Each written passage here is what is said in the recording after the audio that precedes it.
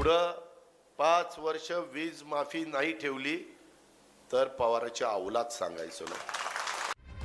ऐकलं महाराष्ट्राचे उपमुख्यमंत्री अजित पवारांनी काय म्हटलंय ते पुन्हा एकदा ऐका। माझ्या शेतकऱ्यांनी आता वीज वापरावी, लाईट बिल द्यायचं नाही, एवढी चांगली वीज माफीची योजना आणली। आता आमच्या विरोधक काय म्हणतात, हा निवडणुका जवळ आल्या म्हणून चुनावी जुमला। अरे कशाचा चुनावी जुमला? आम्ही शब्दाचे पक्के होत ना।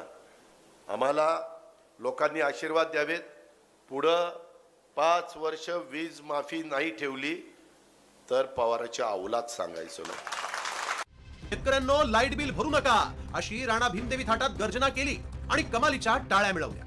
पुन्हा सत्तेत येण्यासाठी अजित पवारांनी थेट आश्वासन पूर्ण केलं नाही तर पवारांच्या अवलाद सांगणार नाही इतकं मोठं वक्तव्य केलं। मात्र अवघ्या 7 महिन्यात अजित पवारांच्या या वक्तव्याची पूर्ती पोलखोल झाली आहे। आता शिवसेना ठाकरे गटाचे आमदार कैलास पाटील यांनी अजित पवारांच्या या चुनावी जुमल्याचा कसा पर्दाफाश केला तेही ऐका। आपण बघा, याच्यावर 0 वीज बिल आहे।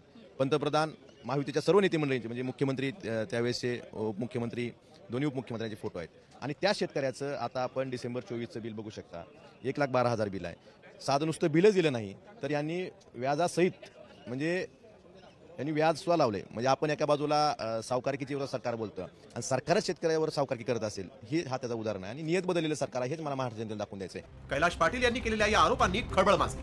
निवडणुकांच्या तोंडावर शेतकऱ्यांना 0 बिल दाखवून ही खोटी बिलं पाठवण्यात आली आणि राज्यातील बळीराजाला खुल्लम-खुल्ला गंडवलं गेलं।